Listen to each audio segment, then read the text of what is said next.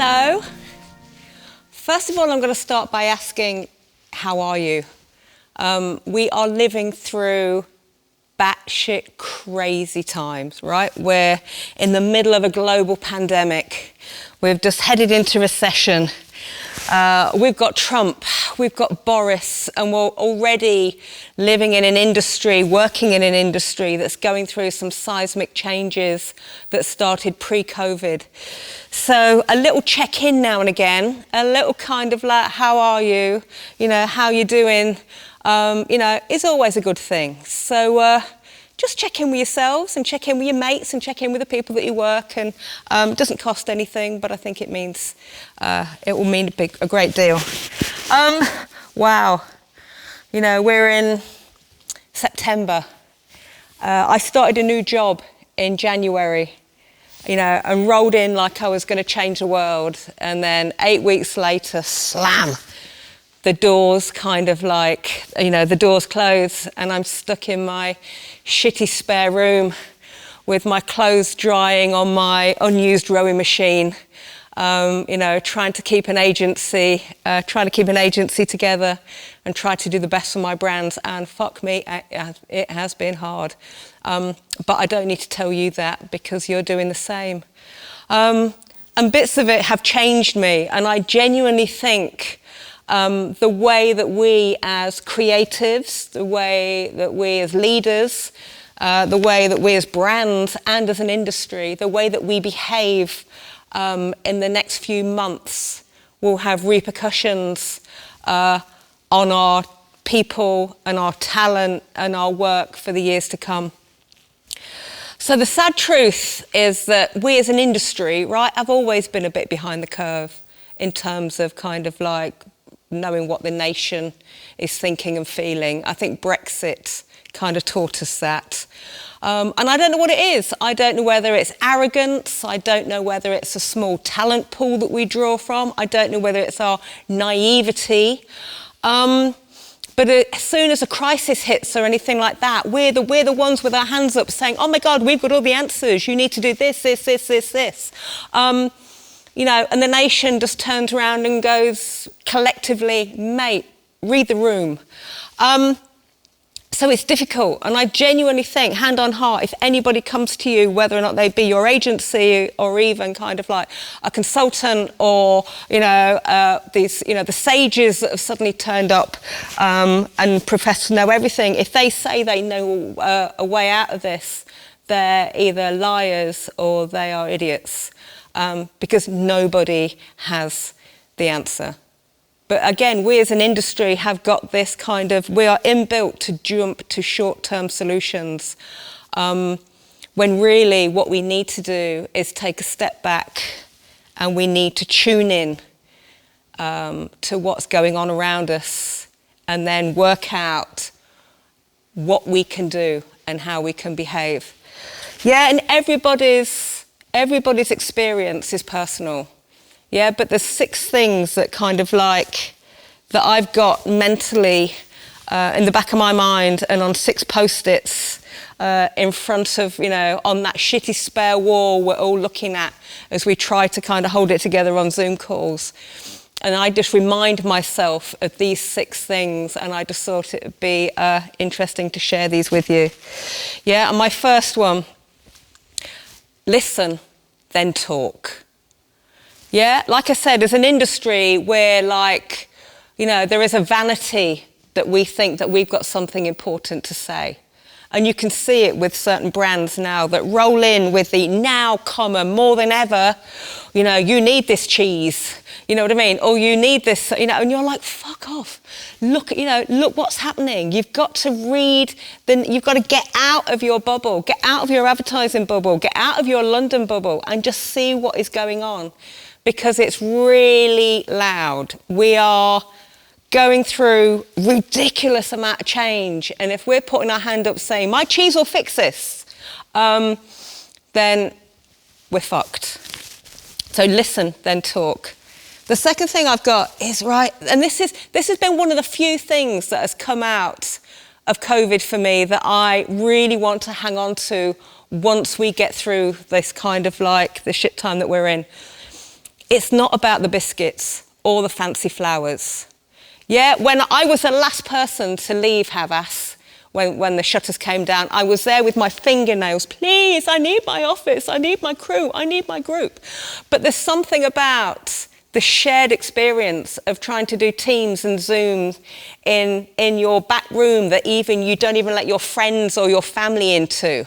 Yeah, that has kind of lifted a veil, if you like, between client and agency, or kind of like, you know, or leaders. Basically, I've seen another side to some of my clients that I would have never seen before. Not just their spare rooms, not just their, you know, their dirty washing, or their kids coming in and bombing them every time they're trying to do a global call, or their pets peeing on their feet. We're in that kind of sense of forced intimacy has given me an insight into their lives that has taken me over into being a, you know, cool creative supplier into a partner and an ally. And I value those insights that we've shared, and I value that time. I don't mind doing a call at 8 o'clock at night because my clients have had to put their kids to bed. I don't mind getting up at 7 o'clock in the morning because they've got to go and do the school run, thank God. Or they've got to take their dogs out. I will work whatever way will work for them best because they, you know, I am proud and respectful that they still want to kind of have that dialogue with me, and I really don't want to lose that. And that isn't about the fancy biscuits that you have in agencies anymore. It's not about the flowers on reception. It's about people having conversations with people and trying to get through this time together, and I'm thankful for that. My third one is know your place, right? As brands, I think this has been so important over COVID. You know, there are very, very, very quick rules, I think, as brands, as leaders, and as agencies, we need to kind of check in with. And number one is, what are we doing? Are we helping? Are we educating? Are we entertaining? If we are not doing any of those, get out of the fucking way. Yeah, do not COVID wash. It's the worst thing you could possibly do. Do not start your ads with now, comma, more than ever, you need this cheese or this product, because people are having awful times out there. You know, yes, some of us may have lost our spare rooms. Yeah, yes, some of us may have had to section off a piece of the garden in our second homes, right? But people are losing their lives. They're losing their livelihoods. Whole industries will never be the same again. God knows what retail is going to look like, you know, next side of Christmas. So know your place. I love the fact that some brands have actually changed their business model, have lost money to keep their workers or their customers safe. I love the fact that people like Brewdog have stopped making kind of like piss poor lager and have suddenly rolled in and are making kind of hand sanitizer. I love the fact that Barbour have stopped making wax jackets and have rolled into making PPE. You know, I value that, you know, and I think you have to ask yourselves, what has my brand done in this? I love the fact that some people are literally giving away their content just because we all need a laugh. And then you've got other brands that have just separated their logo. And you're like, well, thanks for that. Number 4, learn from the past to inform your future. Right, I am no spring chicken. I'm a dinosaur, if you listen to what Mark Reed is saying about age. But the one thing I have done, I've been through a few recessions.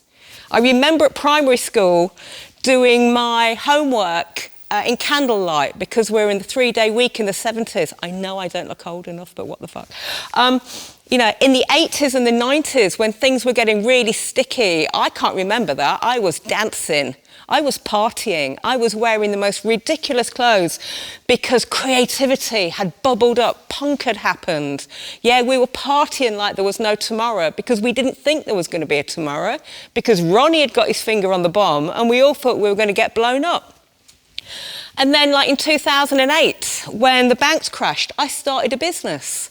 I opened up Suck and Chew, which was a vintage sweet shop, because I thought, well, okay, you may not be buying Porsches or second houses, but I know what's going to make this feel better, and it's going to be a bag of Sherman lemons or some bonbons. And no pun intended, I made a mint. So I am learning from my past to inform the future. I know that we will get through this. I know that creativity will find a way. I know, ironically, this is a brilliant time to start a business. I know that when your back is to the wall, the only place you can go is forward. And I'm leaning into that because I've got that muscle memory of all of those shit times that I've kind of lived through. And number 5, we are in the same boat, but some of us are in first, others of us are in steerage, right? I hate the fact that, you know, some people will roll into this pandemic going, we're all in this together. I've never felt so more connected. You can't say that when you are sitting in the west wing of your house, deciding where to take your call in the garden, the front or back garden, or in one of your home offices, because not everybody has got those experiences. I am very, very, very aware that as a leader, I have a responsibility every day to lead by example. Our industry thrives on youth, if you like. We have people underneath us that rely on us to educate and to show them the way. And I know that for some people, coming back into an office or coming back into agency life is scary, and I totally get it. But I also know that some people have got really, really comfortable in their home office, surrounded by all their books and all of their nice things. But we have a responsibility to the kids below us to get back and to start giving them the education in industry that we promise them. I've got kids living in single rooms using an ironing board as a table, right? As soon as we started to come out of lockdown, they wanted to come back into the agency, and it's my responsibility to be there with them to continue the education, that got them back in the first place. And the same is true nationwide. Yeah, there are people that have lost their lives. There are people that have lost their livelihoods. There are people that are worried not just about how they're going to feed their kids, what are they going to buy their kids for Christmas. We have to be cognizant of what is going on, and we have to be able to listen and read and adapt our comms accordingly. So if you are rolling in going, hey, it's brilliant, we're getting back to work, there are millions of people that aren't being given that opportunity. So again, read the room, read the nation, and temper what you're saying. And then finally, number 6, don't be afraid. History has shown us, and my personal history has shown me, that it's never been more important to roll into the one thing that separates us from every other industry, and that is our creativity. 2 things, crew and creativity. People, passion, and work. That is what we've got. So let's celebrate what we do. Let's find a role for ourselves, a meaningful role. Let's help. Let's educate. Let's entertain. Yeah, let's put our money where our mouth is. We're really good at telling clients to be brave, right? We should look at ourselves now. Our industry was in flux before COVID. Yeah, things are starting to break. Don't be afraid of breaking your model and picking the pieces that you think will fit better together as we come out of this. This is not a time for a sticking plaster or Band-Aid. This is a time to to quote Cindy Gallop, to blow shit up and see where it lands. And that is what I intend to do on a daily basis. So, thank you.